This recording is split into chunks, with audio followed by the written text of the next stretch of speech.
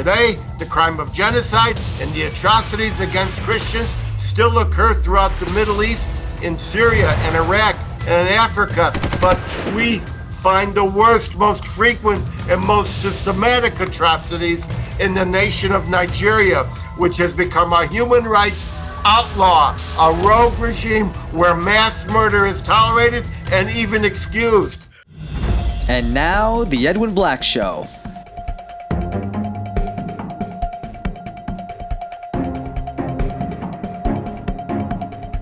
Sponsored by the books of Edwin Black, available on Amazon and at booksellers worldwide. And now, here's Edwin. Hello, this is Edwin Black, investigative journalist, historian, and human rights author of 325 editions in 40 languages in 190 countries worldwide, including IBM and the Holocaust, War Against the Weak, and my latest scoop book, Israel Strikes Iran, as well as a bold new 15th anniversary edition of Nazi Nexus. Ours is a show for opinion makers and decision makers, not mass clicks. Subscribe for alerts at theedwinblackshow.com. And if you want to support our work, we need your assistance. Please visit theedwinblackshow.com/support. Your help, big or small, assures our complete and utter intellectual and uncensored journalistic independence. Go to theedwinblackshow.com/support and keep us independent. Today's episode is made possible and sponsored without any preconditions, requests, or stipulations by my bold new 15th anniversary edition of Nazi Nexus, available everywhere across the planet in 12 paperback, hardback, electronic, and audio book editions.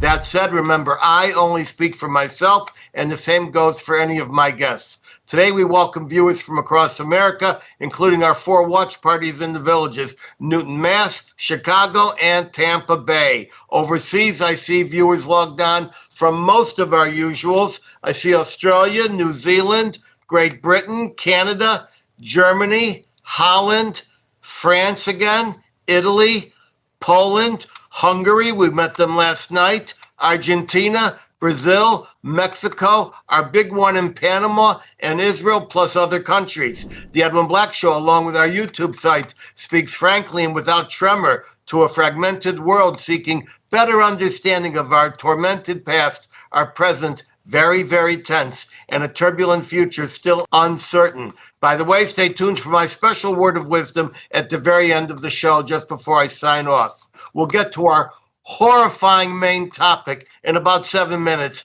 after these items. Item 1, I've just returned from 2 weeks in California, a state of towering beauty and exquisite innovation. But this state is plagued by lefty-wing ideas hijacked by the new extreme radical Democrats. In fact, anti-Israel socialist colleague of Zoran Mandami has just announced her candidacy for mayor of Los Angeles. But can California turn around?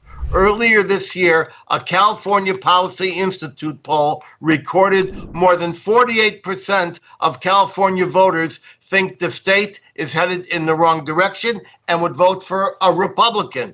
The leading Republican now, working 24/7 to flip the state, is the brilliant former Fox contributor Steve Hilton. Right now, this moment, Steve is on the move, but he is phoning in to explain why he thinks that California has a chance to right its ship.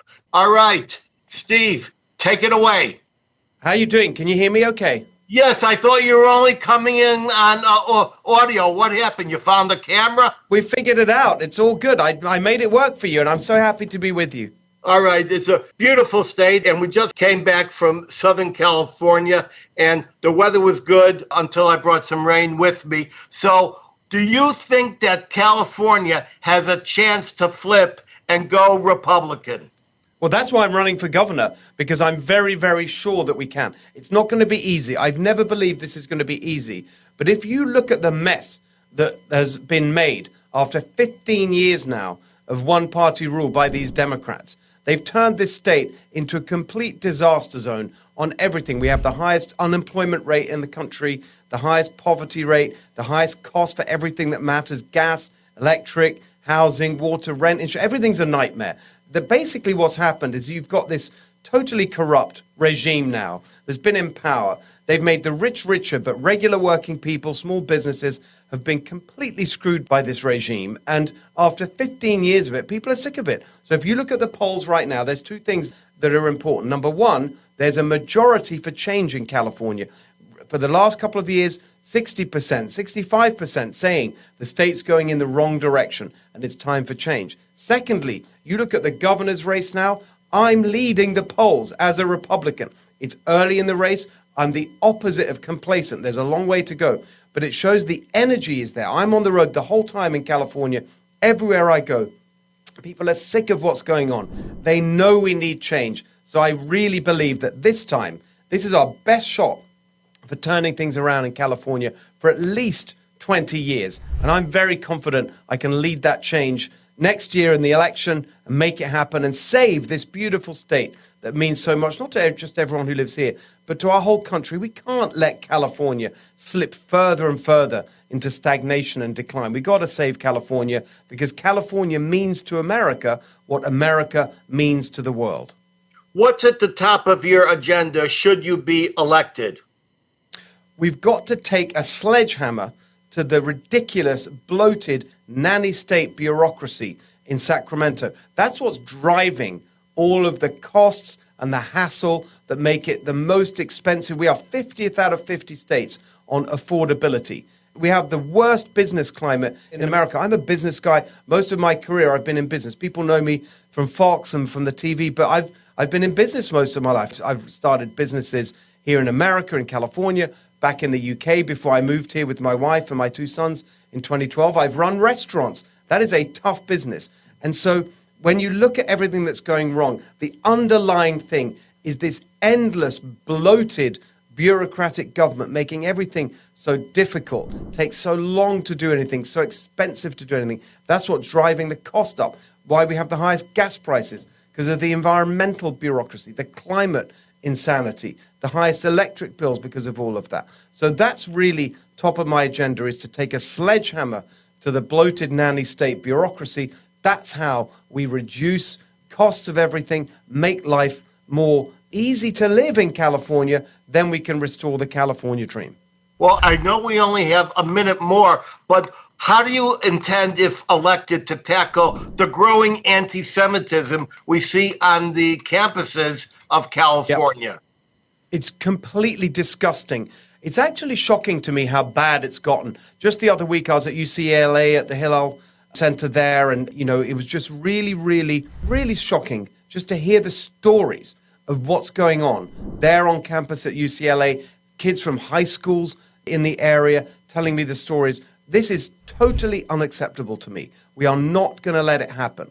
As governor, you appoint people to the board of the University of California system. You've got a lot of control right across the board in the curriculum. I mean, look, right now in California, even though we have one of the worst outcomes of any state in terms of just basics of education, reading and writing and math, what are they focused on here? Introducing an ethnic studies curriculum as a high school graduation requirement in California. The first version of it was so anti-Semitic, even Gavin Newsom sent it back. The second version isn't much better. But here's the good news. As governor, you appoint the State Board of Education that's pushing out this poison. And when I'm governor, we're going to kick out the far left anti-Semites and the lunatics, put common sense, decent people in there who are going to stand up for American values and make sure that no community in California has to put up with this kind of nonsense. All right. Thank you. I know you've got to get on with the job. Thank you for joining us. I hope to see you the next time I come out to Southern California. I would love that. Maybe even Northern California. Thank you so much. It was wonderful to be with you. All right. Thank you, Steve. Now, ladies and gentlemen, to our horrifying main topic, the Christian genocide now accelerating throughout the world. Close to 2.6 billion persons are Christians, or about a third of humanity. The realm of Christianity covers the world from the Catholic and Eastern Orthodox churches to a vast fabric of independent and Protestant churches. While more Christians live in America than any other country, and freely, and Africa and many parts of the Middle East and elsewhere, they are being hunted down, mass murdered, their women systematically raped and mutilated, their children abducted or killed, their villages burned, their churches destroyed. Let's be clear that the killers are generally Islamists, and many of them are affiliated with ISIS. History records that the Islamic world has been intolerant of Christianity since the time of Muhammad, who rose in a geopolitical world dominated by the church. While the holy books of Islam abundantly state that Jesus will come back to earth as a righteous judge on behalf of Allah, they also believe his followers, that is, the Christians themselves, have disgraced humanity with a false Bible, a false crucifixion story, and a false belief system.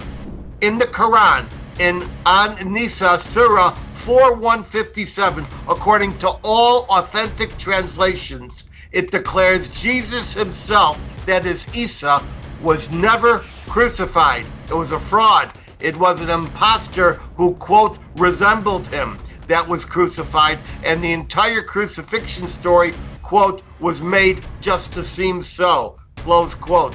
The history of Islamic destruction of Christian communities traces back to the Arab conquest of the 7th century, when Muhammad's armies swept out of the Arabian Peninsula to conquer parts of 3 continents. One of their first stops after overrunning Jerusalem was Egypt, which was predominantly Coptic Christians. Copts were some of the earliest Christians. The church was inaugurated in 42 AD, just after the time of Christ. Starting in 639, the Islamic armies conquered Egypt and demanded the Copts convert to Islam. Those that were not were designated dhimmis, that is, second-class citizens with limited rights who had to pay an insulting tax known as the jizya, which was remitted on bended knee with a slap on the head. Over the years, Islamic rule over the Copts was cruel. Those who protested their status, such as Coptic monks and priests, were often abducted into the Islamic Navy, then branded and returned with their arms amputated. To this day, the Coptic Church is an endangered institution in Egypt with periodic assaults against the community.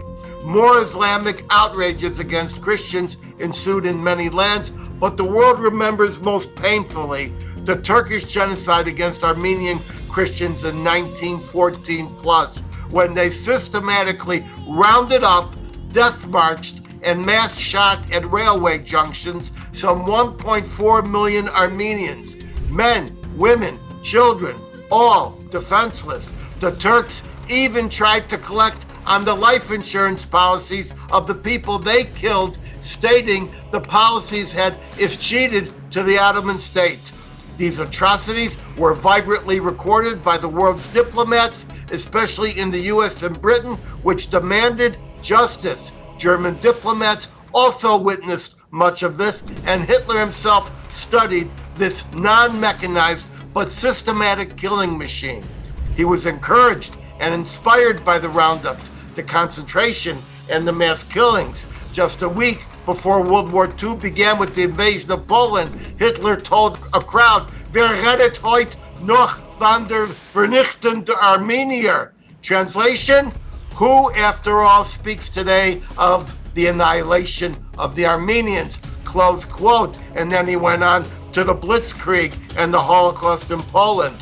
This systematic, targeted effort to destroy an entire people was one of the main inspirations when in 1943, on the campus of Duke University, a Polish refugee named Raphael Lemkin propounded a new crime, an international crime, perpetrated with, quote, intent to destroy in whole or in part a national, ethnical, racial, or religious group. Lemkin called this new crime genocide. Today, the crime of genocide and the atrocities against Christians still occur throughout the Middle East, in Syria and Iraq, and in Africa. We find these outrages in Egypt and the Sudan, Burkina Faso, and elsewhere. But we find the worst, most frequent, and most systematic atrocities in the nation of Nigeria, which has become a human rights outlaw, a rogue regime where mass murder is tolerated and even excused. About 45% of Nigeria is Christian, according to the Commission on International Religious Freedom. Christians are the majority in the southern and central regions, while Muslims are a majority in the north. About 56% of Nigeria, the majority, is Muslim, and this constitutes the largest Muslim population in Africa. In Nigeria, the nation is dominated by the Fula people, predominantly Muslim tribesmen and animal herders. Terrorist Fulani bands have spread out across Christian communities to systematically massacre and burn entire villages of Christians, October 7th style. It's deliberate ethnic cleansing so they can then sweep in to claim the abandoned land. It is alleged in State Department records that by now some 2,400 square miles of Christian farmland is today burned out and occupied by Islamist gangs who seek to establish an Islamic State. We have all heard the names: Boko Haram, which is an ISIS affiliate, ISIS in Africa, and the Fulani militias, a non-unified movement which has one common, highly unifying goal: mass murder the Christians out of existence and seize their property. That's the same thing genocide doers before them have held. All these killers in Nigeria are ragtag, but they are armed with machetes, machine guns, and gasoline cans, streaming in on motorcycles, jeeps, and pickup trucks to inflict their carnage. It's a slow-moving genocide. Over the past 15 years in Nigeria, an estimated 52,000 Christians have been brutally killed by machete, rifle, and being herded into buildings where they are then burned alive. In the state of Benue, close to 20,000 have also been abducted, just as you remember the girls Boko Haram kidnapped, the ones that inspired Michelle Obama's crusade, Save Our Girls. What's more, some 20,000 churches and Christian schools have been ransacked, decimated, totally destroyed. Thousands of survivors of Fulani attacks have fled to internal displacement camps in Benue's hard-hit Makurda area, where mostly smallholder farmers are gathered. Millions of Christian farmers today, right now, are either dispossessed or afraid to come back to their farms. Local police forces inflict punishments such as amputations, beatings, and the death sentence for Christians violating Sharia in a country with no national religion. This includes Sharia dress codes. Human rights watchers estimate that some 80% of all Christian atrocities worldwide occur in Nigeria. Earlier this year, in the Nigerian province of Benue, once again, some 200 villagers were set upon and mass killed with machetes and machine guns by Fulani tribesmen. 14 days earlier, 68 Christians were murdered by Fulani elsewhere in the area. Ave Maria Law School in Florida reports that more than 20 Catholics and Protestant leaders have been beheaded in the country during one short period. In one case, over a recent Christmas, a Catholic bride and all of her bridesmaids were set upon, kidnapped, raped, tortured, and then killed. Nothing is done about it. President Bola Tinubu is Muslim. His vice president, Kashim Shettima, is also a Muslim. Their ruling party, the All Progressive Congress, or APC, is dominated by Muslims in their high-ranking slots, such as governors, judges, senators, and traditional rulers. Nigerian officials fiercely denied there is a genocide, just a series of unconnected massacres, just herdsmen against farmers. They rightly assert that the Islamist fanatics think nothing of killing fellow Muslims as well when they feel the religious justification. That's correct. But if these massacres against Christians are not targeted against Christians for their Christianity and attempt to obliterate their Christian existence, if this is not Christian genocide, why are their churches burned? Why are Christians compelled to renounce their faith at the point of a gun and convert to Islam? Why are the ISIS-style killers quoting the Quran and chanting Allahu Akbar as they burn the villages? And it's not just in Nigeria. In the nation of Burkina Faso, I have a video of gleeful killers shooting from a heavy machine gun on a tripod, just killing innocent Christian villagers. As many as 10,000 Christians have fled from their homes in that country. In Sudan, massive murder raids are perpetrated against the Christian innocents by the Islamic Janjaweed and also by the Civil War combatants, the so-called Rapid Support Forces. I have a published eyewitness testimony from just days ago given by a medical worker. I'm going to read it to you. It says, the RSF, that's the Rapid Support Forces, came in, killed Christian civilians indiscriminately, hospitals are not functioning, and people are dying in the street, close quote.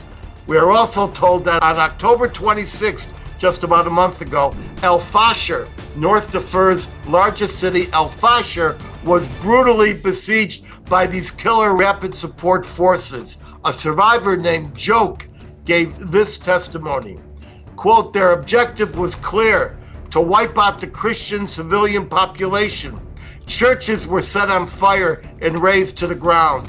Homes were looted and burned, and whole families were slaughtered without mercy. They came into our village shouting at the Christians, calling us infidels. They set fire to our church, and the flames climbed higher, consuming everything. They dragged men from their homes, butchering and shooting them. I heard their screams, but there was no time to think. We had to run. We left everything behind. That day, more than 2,000 people were killed in Al Fasher alone, including women and children. Today, the Christian neighborhoods of Al Fasher are just smoking ruins. Their churches are burned to the ground. This is happening now to innocents. It's like October 7th, but every week and spread across much of a continent. While we're speaking here down the street in Congress, Republican Chris Smith from New Jersey just finished a hearing on this very matter. Since 2014, a bipartisan resolution calling for action against this genocide, naming it genocide, has been languishing. Another such resolution this July, House Res 594, condemning the persecution of Christians in Muslim-majority countries, has resulted in little. But now, Donald Trump has taken notice and just proclaimed, quote, if the Nigerian government continues to allow the killing of Christians, the USA will immediately stop all aid and assistance to Nigeria and may very well go into that now disgraced country, guns a-blazing, I'm quoting the president here, guns a-blazing, to completely wipe out the Islamic terrorists who are committing these horrible atrocities. I'm hereby instructing our Department of War to prepare for possible action. If we attack, it will be fast, vicious, and sweet, just like the terrorist thugs attacked our cherished Christians. Close quote. I say, forget the UN, ladies and gentlemen. It's worthless. I call for an international military expeditionary force to wipe out these remnant ISIS killers, just as was deployed against the main ISIS forces in Syria. Do it before the end of this year, and I mean this year, not some other year. I left out 99% of everything I wanted to say, but now I yield to one of the world's great human rights crusaders, a man who has taken up this cause. I give you Rabbi Abraham Cooper of the esteemed Simon Wiesenthal Center and its amazing Museum of Tolerance. Rabbi, take the camera and weigh in on this long, slow, but consistent genocide. Thank you, Edwin, for taking this very painful issue and just telling the truth the way it is. Just before I start, I was listening to some of the early comments, and when you refer to the Armenian genocide, you may also want to refer to the fact that the Swedish ambassador to Turkey during World War I was Raoul Wallenberg's grandfather, the man who raised Raoul Wallenberg because his dad died before he was, I think, just a few months old. It's interesting about how history, things come around. Now we're talking about the horrific events around the world impacting on Christians and other religious minorities. And you were absolutely right to focus on Nigeria. It's hard to believe it's been 5 years ago, but my good friend and fellow campaigner, Reverend Johnny Moore, and I spent a week in Abuja in 2020, where we met with nearly 100 survivors, Christian survivors of Islamist terrorism, the way in which you described in that detail, including, I remember, a 9-year-old girl from all over the country. And shortly thereafter, we authored a book called The Next Jihad. And what I discovered after writing that book, and I think you're beginning to feel the same way, as we age, we find out that being right isn't everything it's cranked up to be. Because tragically, if you look at our book, which was written in the early months of COVID, very little, if anything, has changed. And we talk about Nigeria, it's the largest, richest country in Africa. It has a huge population. It should be a second-tier country pushing to be part of the world's leaders, especially with its amazing oil reserve and other natural resources. And what we saw in Nigeria is all the trappings of a functional, modern democracy, free press, elected officials, highly trained military, frankly, by the United States and others in order to, because of its key location in Africa. And then as you begin to hear from individuals about what real life is like, where if you're a Christian, you're afraid to go out. And Edwin, you just called for an international force to do something now. We don't believe in the modern time in prophets. In fact, our rabbi said anybody who says they're a prophet after the destruction of the temple is a fool.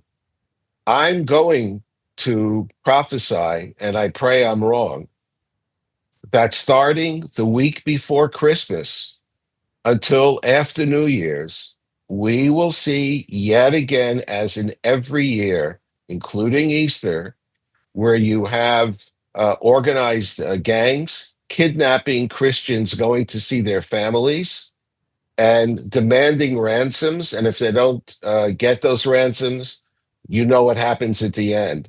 And in speaking to some of the survivors of those Christmas time attacks, one woman in particular said, I couldn't understand it. I could actually see from where I was being held, I could see the Nigerian military not 2 kilometers away. They never made a move to check out the area. They made no efforts to save me. So it's a very, in some ways, bizarre situation. But if you look at not only Nigeria, but that whole seam across Africa, where the northern part is predominantly, in many places, Muslim, and you have historic Christian communities, it is beyond my understanding that for decades, the United States government's official policy, and I heard it directly from the U.S. ambassador in Abuja in 2020, said, this is not primarily about religion. It's a dispute between tribes. And you've already raised saying, what do you mean a dispute between tribes? You burn down churches, you force people out of their homes in the middle of the night with cries as you slaughter them. Allahu Akbar. Right? What else do you need in order to at least recognize the nature of the problem?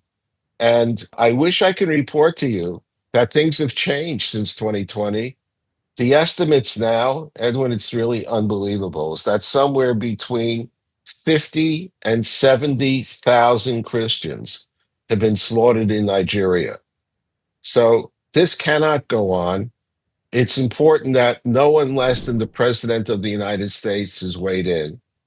And I will just also raise something, one idea for people who watch your program, people, the leaders who tune in are interested to get the details, but maybe also a few suggestions about what can be done.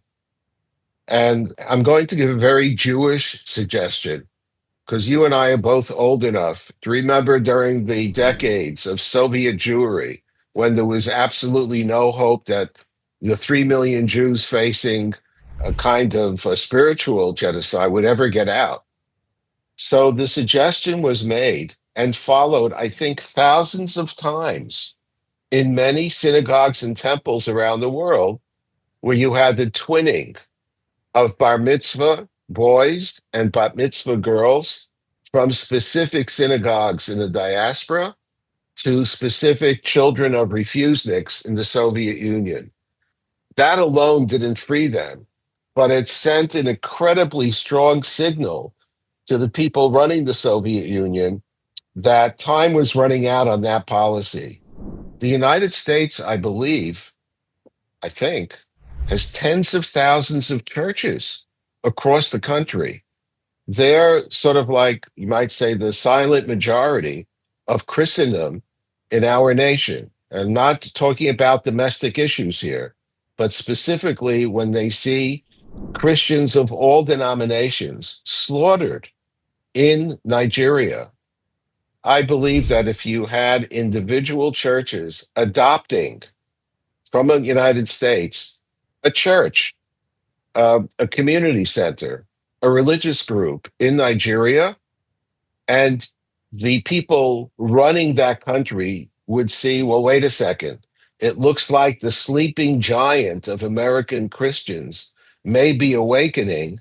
And if those millions of people start sending messages to their elected officials, including the President of the United States, we're going to be in real trouble. To be perfectly blunt, that kind of activism and reaction is not yet surfaced. And I think we're over 1 million Nigerian Americans, people who came to this country, who are citizens. They go to church. Most of them are Christians. We don't see, with the exception of a few brave activists, any groundswell from religious Christians. I also wanted, in the few minutes we have, to touch on one or two other venues. About, I guess it's almost 5 months ago, Reverend Moore and I actually met with the new president of Syria in Damascus, a place I thought I would never voluntarily ever be in. And a part of what we discussed was the minorities. You know, our questions to the foreign minister and to the president remain the same. A, can you be trusted? And B, are you capable of delivering? And in Syria, it's not just Christians. Of course, the Druze minority, you've covered it. We'll be covering it again more. And the Alawites, the Syrian state, which is a modern concoction, has many, many different minorities, all of them extremely concerned about their fate. And we heard all of the right noises at the meeting, although we were not allowed to visit Sweda and the Druze community. I'm not giving up on that yet. And then the next day, Reverend Moore and I met with 25 leading Christian leaders from across Syria and Lebanon, who about 2.5 hours, in which the bottom line was they were holding their breath. They didn't know really where this regime, the new regime, was going to go. This is a historic Christian community. They're worried about curriculum. They're worried about their physical safety. And they're all celebrating and relieved that the Assads are gone. But not 9 days after our meeting, there was a suicide bombing in Damascus in one of those churches. I think 25 people were killed and dozens were maimed in the attack. So every one of these situations, in some ways, are quite different. You mentioned correctly the Copts. At one point in history, the Coptic Christians were the largest group in Egypt. Now they're on the endangered species list, and I think only because human rights activists and others continue to signal the Egyptian regime that this is an issue they're following. It's a very tenuous situation. And I can probably talk about what happened in India, where you have a small Christian group. In Canada, they're not killing people, but throwing religious Christians into jail or stopping what they're doing because it doesn't fit the political flavor of the month, especially during COVID. Some terrible things took place. People may ask, like, you're with the Simon Wiesenthal Center. Don't you have enough sorrows, enough problems with the Jews? Like, why are you involved in these areas at all? And I think the answer is really simple. There are two parts. Number one, when you look at the Judaic values you're raised with, and you see what happened to other groups and other minorities, you have an obligation on a moral level to speak out.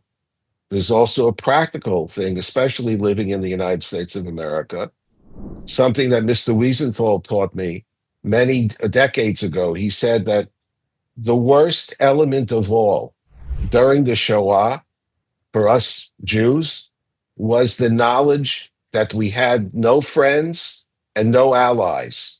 We were utterly alone. And in the world we live in today, we have, I think, an even greater obligation to identify those allies and potential friends, work with them, and be there for them as well. And the bottom line, whether it's with the police chief or the president of a country, it's real simple. You want to know the litmus test about the current status of a country and its future? You just check. And if people, families, can go on Friday, Saturday, or Sunday to their house of worship, not having to look over their shoulders, pray the way they've been raised to pray, their faith, and return home in safety, then you have a society you can build something on.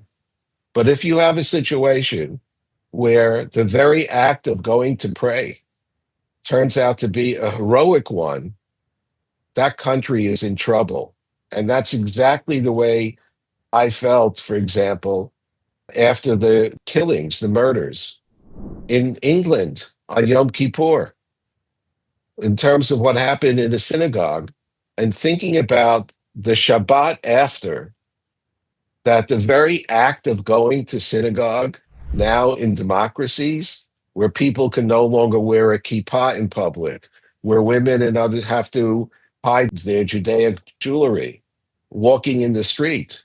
When you're in that kind of situation, whether it's in Scandinavia, whether it's in the UK, of course in France, and frankly, increasingly, ask the Jews in parts of New York City.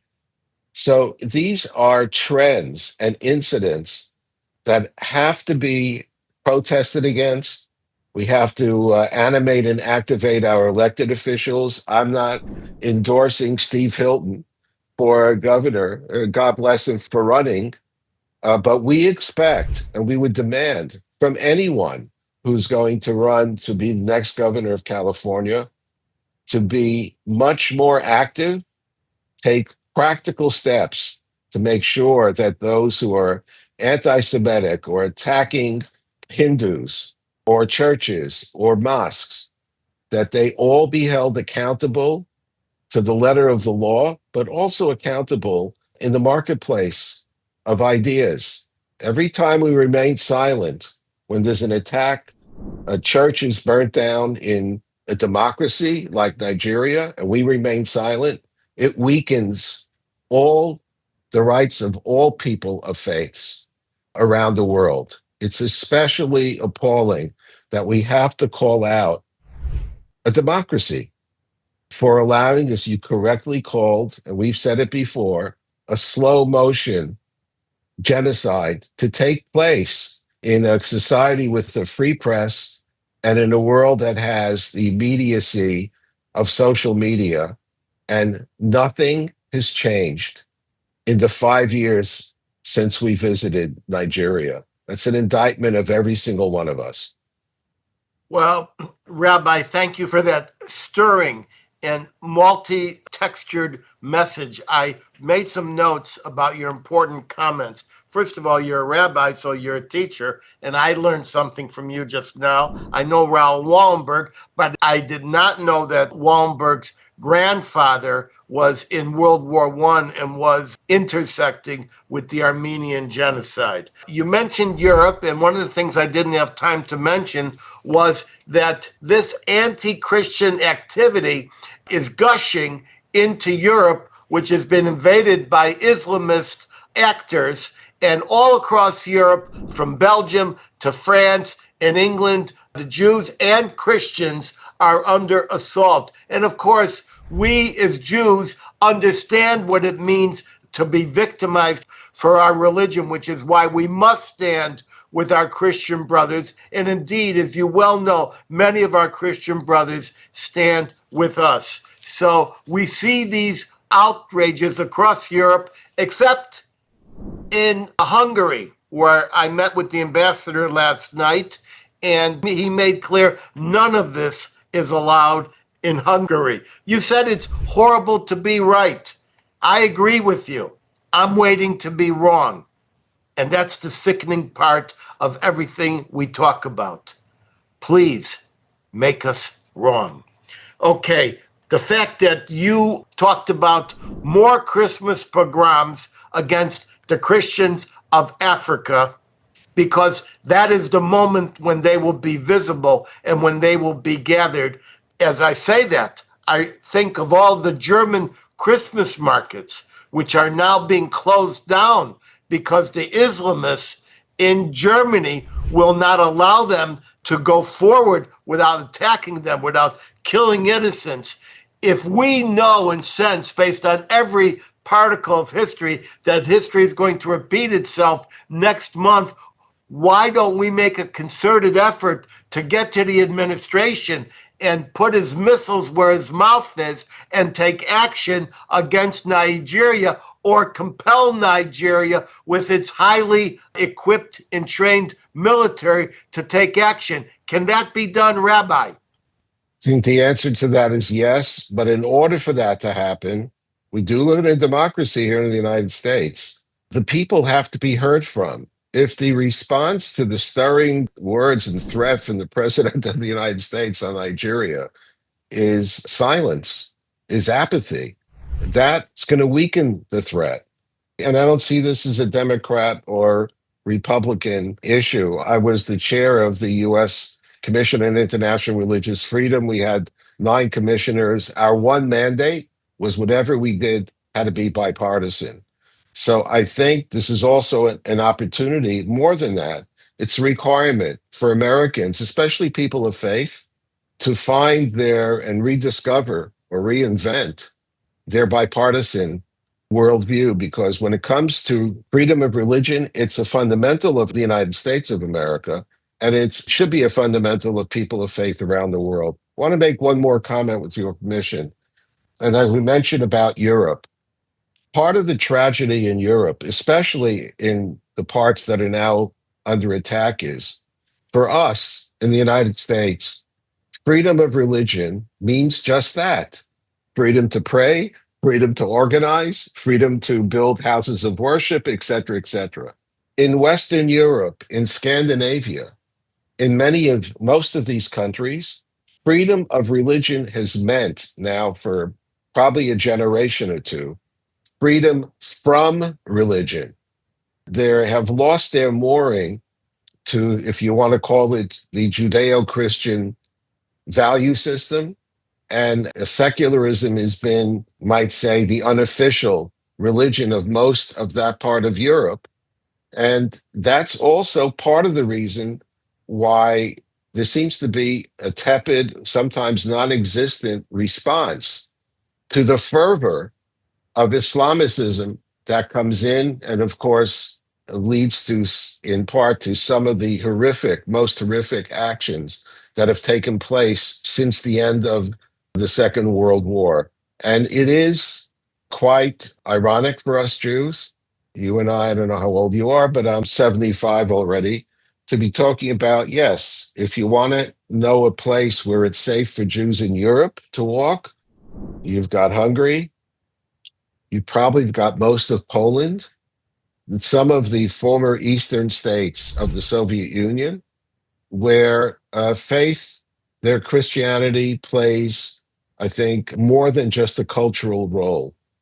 And I also think that it's incumbent upon us, Jews and members of other faiths as well, to sort of explain that this is not just a matter of human rights, although we expect people who are not yet religious to also join in this effort, but it's also a matter that we're standing up for our spiritual values, societies that live by these values, not by diktats, but societies that live by helping your neighbor, by respecting differences, and by making sure people can go and pray Friday, Saturday, and Sunday, or wherever.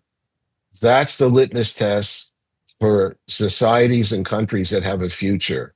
Where that is lacking or under assault, it's a huge question mark. All right, well, we've got a bunch of very active Christians listening right now. We got Holly in Nashville. Martin is a leading Catholic in Michigan. Start weaving in with your churches and start taking action and make it clear to your representatives that we need to take action. We've got a bunch of questions. I'm going to take as many as we can. Then I'm going to have to let Rabbi go. From the watch party in the villages, does Trump need a declaration of war to take action in Nigeria? Answer from Edwin. No, he does not. This would be a limited military action. No such declaration of war was talked about or sought or given during the 53 days earlier this year when we attacked the Houthi rebels in Yemen. We did not have a declaration of war when we went into Grenada. We're not going to have a declaration of war very shortly when we do whatever we're going to do in Venezuela. So the answer is no. 30 seconds. Rabbi, a comment? I think the difference here will be whether or not the president, together with his senior folks, will be able to get an international force together. A lot of people in the UK, that's the other country where people do follow this closely. There are Christian activists in the United Kingdom who've been there, including some very influential people. For the president to go in, I believe he'd want to create some semblance of an international force. If he was going in directly, just for the US, I'm not a lawyer, but my guess is that would probably lead to Supreme Court review over the course of the next 10, 15 years, by which time you and I won't really care what the outcome will be. Okay, well, we'll care, but we'll be in a different place. The watch party in Newton, Massachusetts. Why is the UN still around anyway? Here's my answer. I don't know. It's a fake. Rabbi, thought? There are some good elements. You've got taking care of real refugees. You have UNICEF. You have a few things. Then you have those parts of the UN like UNRWA that are hand in hand with murdering terrorists, making sure that a next generation of Palestinian kids will have the same level of hatred. Why does it still exist? Because it's good business. And as long as the United States pours in billions and billions of dollars every year, why would they change? Well, it's good for the restaurant business in Manhattan. I can tell you that. The watch party in Chicago. Has the International Criminal Court or the International Court of Justice taken up this genocide yet? Well, the International Court of Justice, which is actually a sort of an arbitration court, especially for contracts, has not taken this up.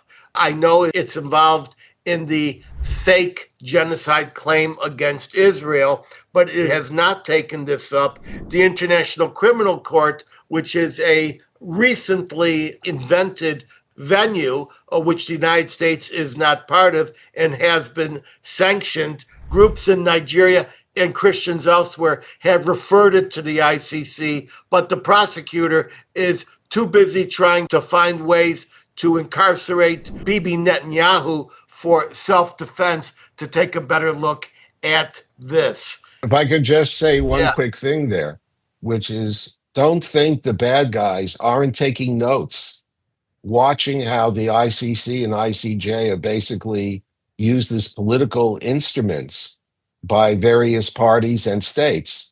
If they know they're not going to be held culpable, there's no Simon Wiesenthal today in Africa, then there's no limit to their cruelty, no end to it.